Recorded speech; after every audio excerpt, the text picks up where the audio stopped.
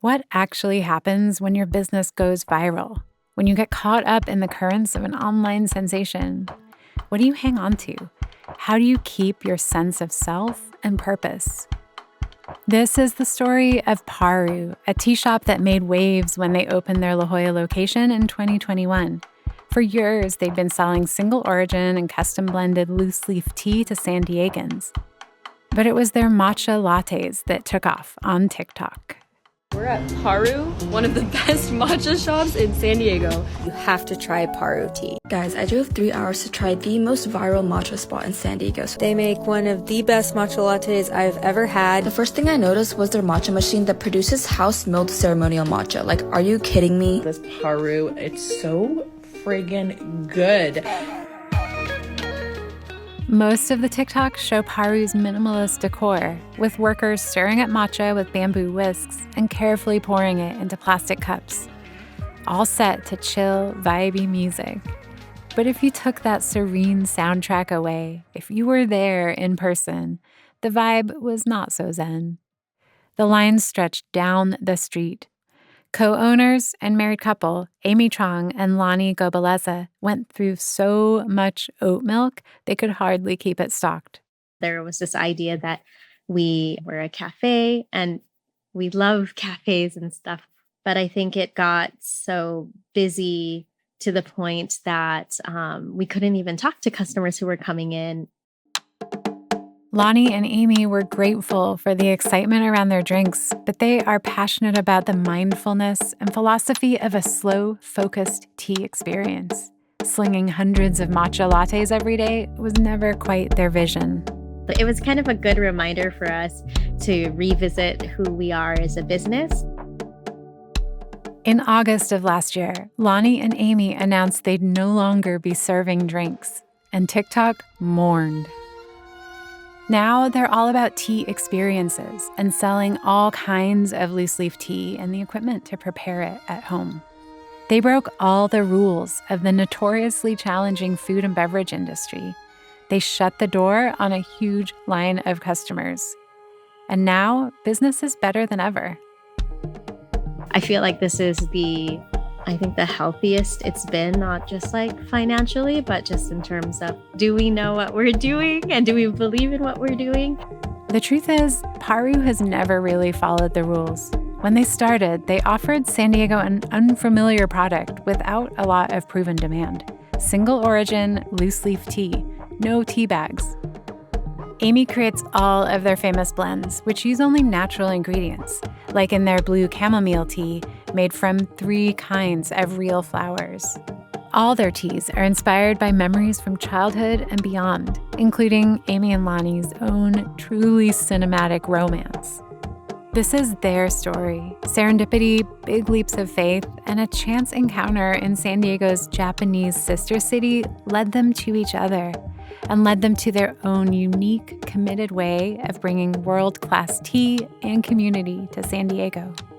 And they're doing it their way: slow, focused, happy, not taking anything for granted. It really goes into the principle of like Japanese tea ceremony, like ichigo, ichie is like one chance, like one meeting. It's like you always want to be your present self because you never know what like tomorrow might bring, or you know, within the few hours. So it always has to be like everything at this moment counts. Ichigo, ichie, one chance, one meeting. From KPBS Public Media, this is The Finest, a podcast about the people, art, and movements redefining culture in San Diego. I'm Julia Dixon Evans.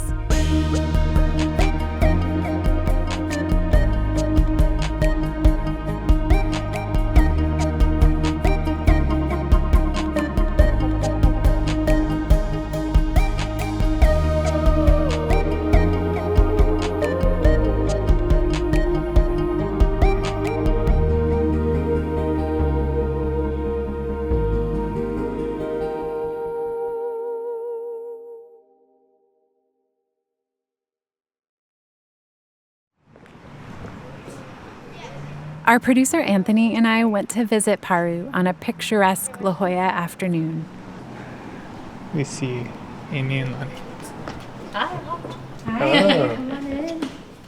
Inside, it's all white and natural wood, with clean, long surfaces and shelves full of dozens of fragrant teas. And before we can ask any questions, Lani starts methodically prepping the matcha. What is this here? So these are two different matcha bowls. They're called chawans, and then I'm just heating the bowl so the tea stays hot when you're drinking it. Heat the vessel. Heat the vessel, yeah. So after sifting it, we usually put it into a smaller vessel. So we do about 2 grams of matcha in each bowl. This one is from Kyoto-nabe, which is a part of Kyoto.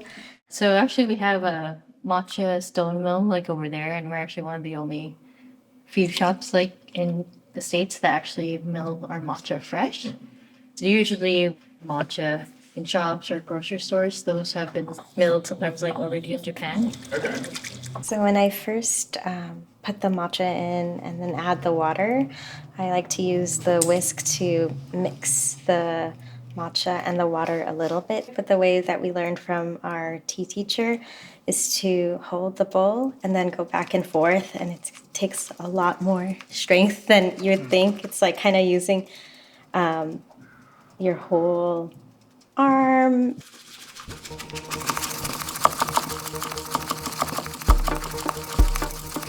Amy and Lani's tea comes from farmers in Japan they know personally. It's milled fresh in San Diego, and it has all kinds of nutty and floral notes. To me, this one doesn't taste like grass. No sugar and milk needed. It's really nice. It's not bitter. I think I was expecting bitter, but no, it's really smooth.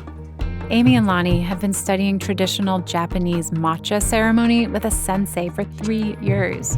I mean, it feels like you don't know I anything. don't know anything still, yeah. But that's the fun part. It's like, you know, you're studying thing and you never feel like, oh, you're just like a master, like anything. Yeah. And with matcha, Amy says, it's about the journey more than the destination. I think matcha is more kind of like the act of making someone a bowl of matcha. It feels like very almost like a hospitality, nice like little welcome, helps break the ice, and everyone can kind of have this like shared moment together.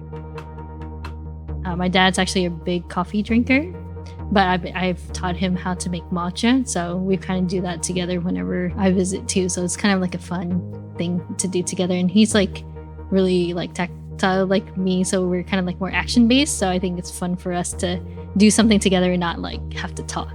If that makes sense. We're just kind of nodding and we're like, whoa, this is great. So it feels like a good connection.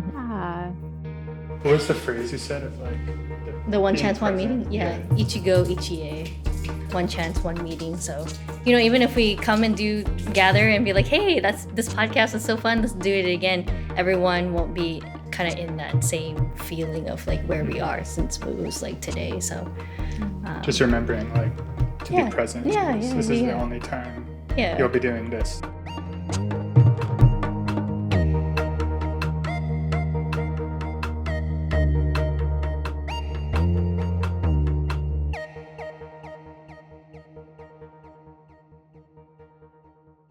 Amy and Lani's journey of coming together and launching PARU is a wild one, and it starts with a decision to study abroad in Yokohama, Japan.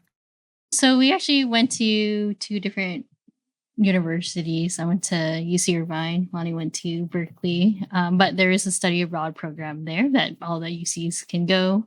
Amy has family from Vietnam, but their grandfather did a lot of business in Japan, and Amy fell in love with that culture and its tea. One of my aunts, who's like a second mom to me, she was like, oh, maybe you should go to Japan because your grandfather. And her words meant a lot to me. And she was like, hey, you know, if you're nervous about going to somewhere that you've never been, I will see you off. So she was like, I'll meet you in Japan. And then we'll spend a few days together. And she's like, I guarantee, I promise you that you will love it. Lani's family is from the Philippines. Her choice of Yokohama was a little more pragmatic. I chose it because it's the sister city to San Diego. And it was one of the few programs where you didn't have to speak fluent Japanese. And I spoke elementary, so I just wanted it to be easy.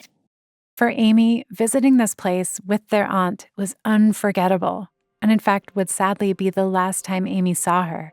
She'd pass away a few years after this visit. She dropped me off at the Yokohama terminal where we were supposed to meet all of our study abroad buddies together. But then I'm also again highly big introvert in larger groups. And then I was dropped off within this group, and I sat in the corner and put my headphones in, waiting for the bus to come to pick us up while everyone was talking. And then when I arrived to the terminal, I saw Amy, who as they mentioned, had their headphones in. And I kind of felt this immediate connection of there's so many people around and we should be wanting to connect with each other, but I just kind of want to drown everything out. I didn't know that we would end up married years later, but I just felt this immediate connection.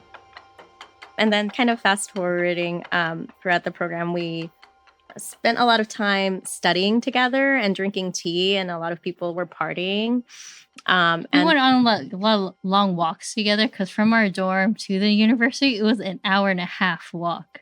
But, I did find myself always waiting to see if, Lani would come down and be we would walk together or something like that too. So along the way, there would be these sensory experiences, the vending machine with the hot drinks. We knew when there was going to be something coming up, or we knew when we would be passing a bakery that would have fresh bread.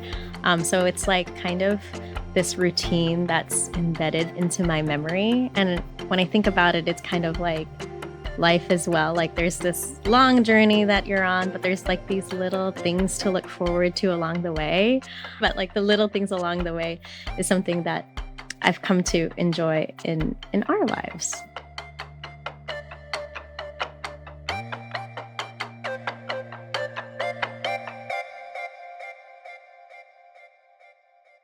Their time studying abroad also happened to be during Japan's iconic and famously fleeting cherry blossom season.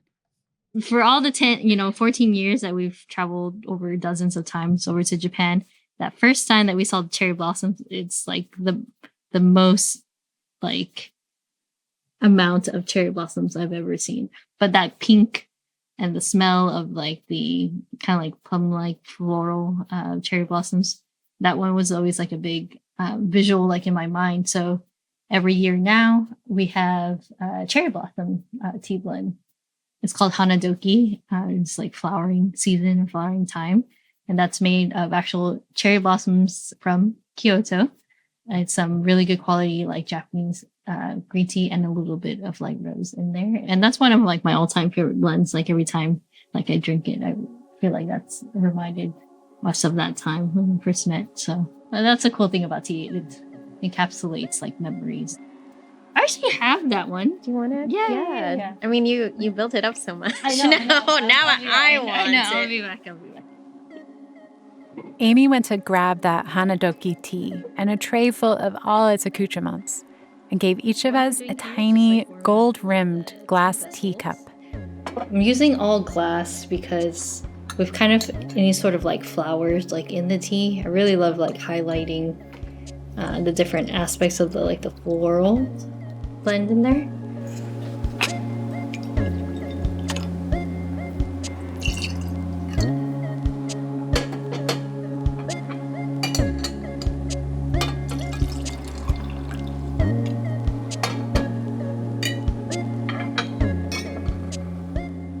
The tea was a pale golden color, and the flowers stuck to the sides of the glass pot when they poured it out. It was beautiful and delicious. Commercial tea bags, Amy told us, often use tea dust, kind of the scraps of the batch. And of course, they come from much less carefully grown leaves. They can also contain microplastics that leach out when you heat them. And when you put them in boiling water, like that one very famous coffee shop chain, they burn your taste buds, so you can't taste much anyway. One thing we noticed about the tea Amy made us is that it was not excruciatingly hot at all. It was immediately drinkable, and its flavors were more delicate. The teas really rewarded a careful, concentrated tasting, being present in the moment.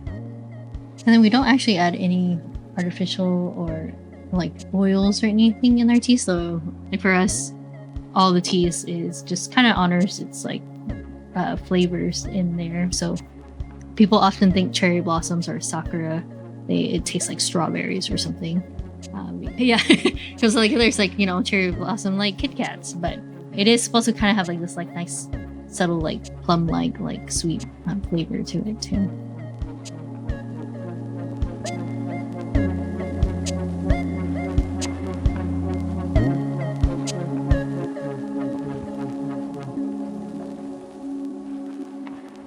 But after all those romantic walks, bottomless tea, and cherry blossoms, the study abroad program came to an end, and Amy and Lani were just friends.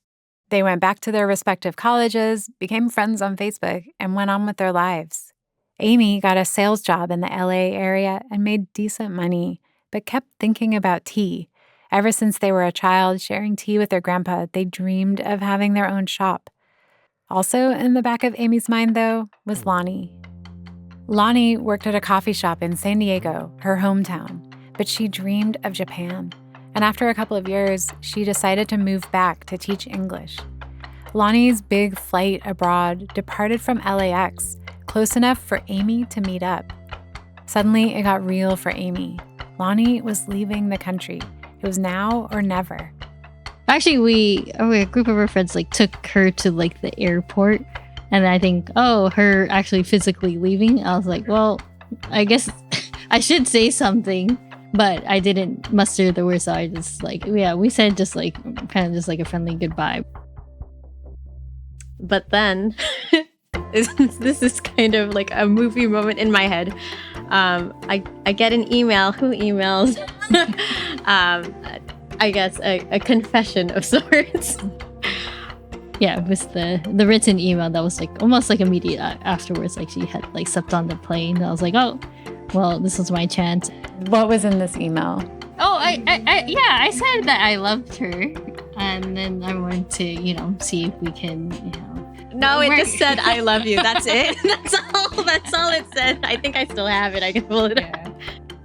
And, you know, I don't think I actually had the confidence at that time to ask her like directly, because when you're younger, you feel like, oh, there's so much time ahead of us. And, you know, there's always like tomorrow or something like that. So I think now that, you know, as life goes some further, you know that you should say things that you feel like at the moment.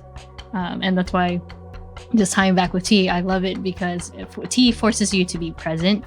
So when you're, you know, preparing or something, it's immediate kind of like a gratification too. So I try to think of that.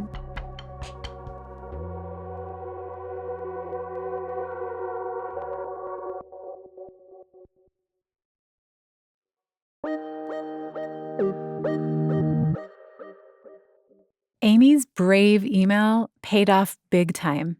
The pair started a long-distance relationship. For 2 years, Lani lived in Japan, and Amy would visit.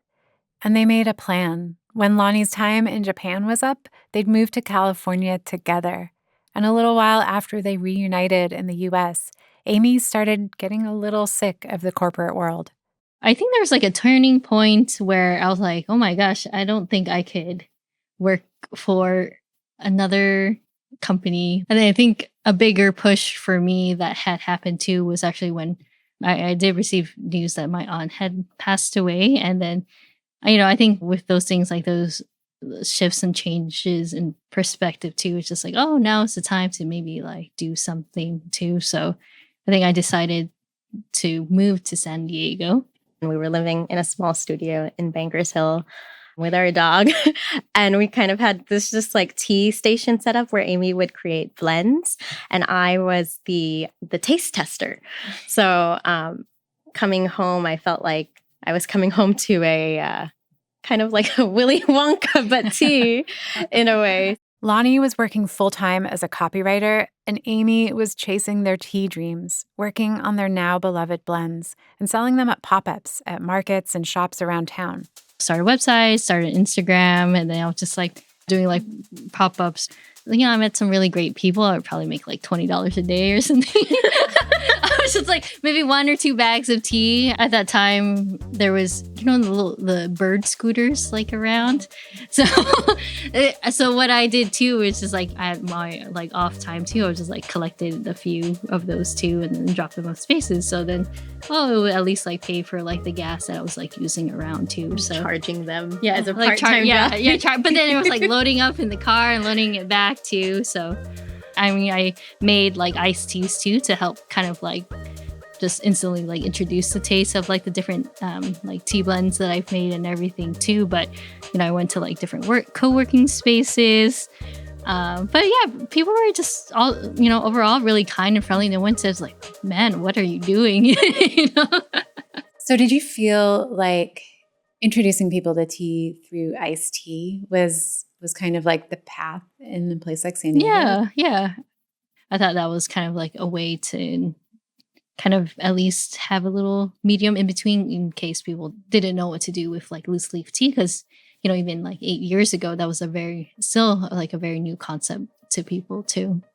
I think people get shooken up by the word loose leaf tea. Because if people are thinking about tea bags, you're like, "Whoa, what do I do with this like loose tea?" Like there could be so many ways on how to prepare it. So really, you just need maybe like three things to prepare like loose leaf tea, and it'll totally change your world and not want you to prepare another bag tea ever again. At the time, Amy and Lani said there really weren't many businesses selling specialty loose leaf tea in San Diego. It just wasn't something that people were that familiar with, like as customers.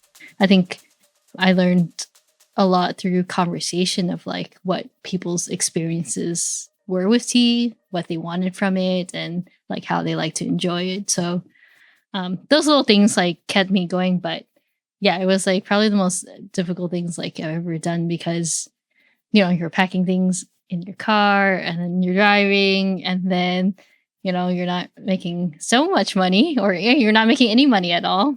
And during that era of pop-ups, charging scooters, and working in their Willy Wonka tea lab, Amy made something that's gained a somewhat legendary status locally, the blue chamomile tea blend. It's the tea that is our most popular tea, still standing today. But it's also really nostalgic because I think chamomile is probably one of the few teas that we've also like shared together when Lani first met my parents, like chamomile tea.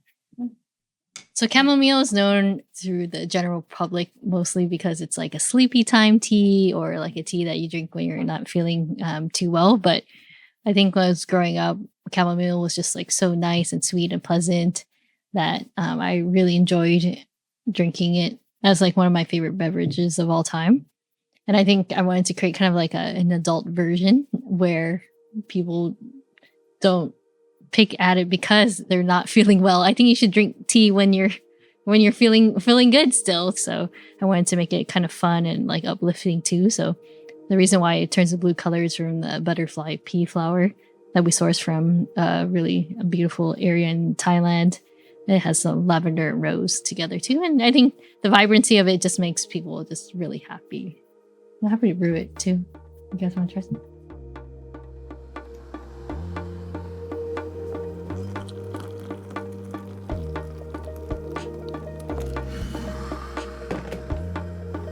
That's beautiful. The color seems otherworldly, like the bluish green. Oh, I wasn't expecting, because I've had this before. Like, I know chamomile, right? But I wasn't expecting this to be my favorite of the day, right? Yeah. Like, it is quite good. Do you remember when Amy first made it? Yes. Amy was like, "It's blue." and then we like experimented with it as a milk tea. And so we just kind of pretended we had like a bar in our studio, like I'll order. So it was really fun that day. And yeah, it's still fun. Does this lend itself well to milk? Yeah. I say a lot of people prefer, Actually, chamomile is a really great base for like cream. So it attaches really well and actually brings out more notes from the actual chamomile. I don't know if you guys are into On's Dry Cleaning. That's North Park's renowned gelato spot, On's Dry Cleaning. In 2024, USA Today ranked it the best independent ice cream shop in the country. So one of their most popular flavors that they'll have from time to time is their blue chamomile gelato. It's called Sandals. And it's this. Yeah. It's wow. Mm-hmm. The rest is history. Lani and Amy got a store where they made their loose leaf blends and sold them.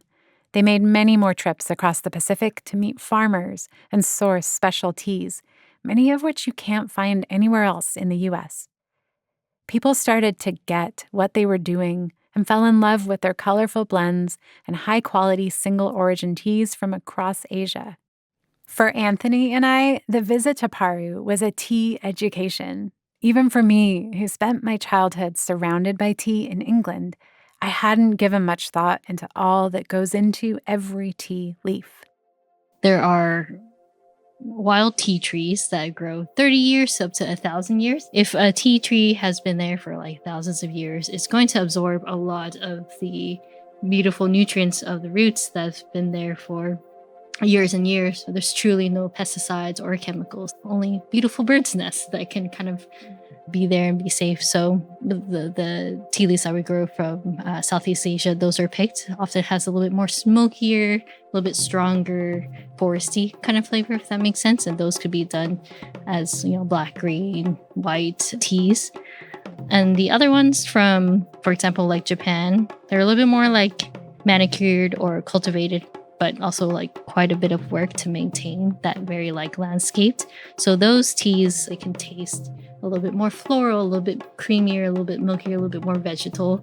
It's very fascinating. So, yeah. Amy said that when they shut down the time-intensive latte part of their business last August, they didn't actually take a huge financial hit, even though they cut out a super popular product line. In fact, they were able to eliminate a lot of costs: the labor, cups, straws, and oat milk needed to make so many drinks. And they have training and wholesale partnerships with other places, so you can get PARU tea drinks at cafes like Bica and Hatsuzakura. Besides, their business model was built around loose leaf tea. That's what they're focused on. And more importantly, with less time making drinks, they rediscovered the time and energy to talk to customers and teach them about the world of tea. It goes beyond the drink. It's a way of living and seeing the world. Amy and Lani's tea philosophy, an authentic focus and commitment to their principles, gave them the courage to start PARU in the first place, and then to pivot away from a type of wild, viral success. And we actually looked at the principles that we made when we first started, our principles of sustainability and, building community in a meaningful way, all led us into this direction of focusing not just on retail, but education. And so we made this decision, and maybe at some point in the future, we will look into like cafe opportunities, but not at this moment. not right now. I think we were just like focusing on getting back to ourselves. It can feel intimidating to get into the world of loose leaf tea, but Lani and Amy are always happy to talk you through it all. I would say tea knows no boundaries in a lot of ways, but what was important to, I think, Lani and I was actually building a company culture that is very welcoming, very warm, both for our team and for our customers and for ourselves, to be frank, to feel good in. All you really need to appreciate PARU tea is a pot, a strainer, and a moment of stillness to appreciate all the details of every sip. Remember that concept of ichigo, ichie, one chance, one meeting. Yeah, you can mindlessly drink tea, and that's perfectly fine, but you can also look for the little things that make a truly great cup of tea special. The generations of flavors and histories the tea leaf has absorbed, and the meanings behind the blends. And you'll make your own connections and your own stories. Yeah, I guess this sounds so cheesy, but like before I met Amy, I didn't realize that like a home is really something you could build, or even the concept or experience of a hometown. And It could be also that when I was growing up, I had a younger mind and, we're influenced by only a circle of people when we're growing up. But like when you go out into the world and you meet people who have wild dreams just like you are able to design, even redesign your perspective on things. And I think that's what happened here. Like now when I'm flying back into San Diego from a trip, I do really feel like it's home, and I see so much beauty in it, whereas before I'm just like, San Diego, it's the same. And I think that also evolves every day with every single person that I meet through PARU, and just in San Diego makes me look at it differently.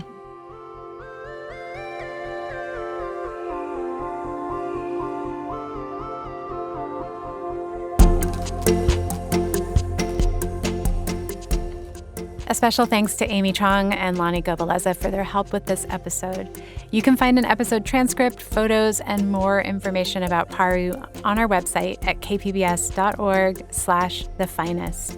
And thank you so much for listening. If you enjoyed the episode, subscribe, leave a rating, and share it with your friends.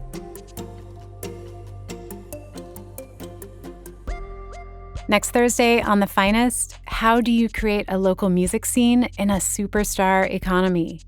Southeast San Diego's Shua opens up about his journey from signing a record deal as a teen to struggling to make ends meet. There are points at which I had no gas, no food, and I was like, well, I'm stuck here. So I'm gonna have to take my instrument and go to a corner and just start playing. The Finest is a production of KPBS Public Media. I'm your host, Julia Dixon-Evans. Our producer is Anthony Wallace, who also composed the score. Our audio engineer is Ben Redlosk, and our editor is Chrissy Wynn.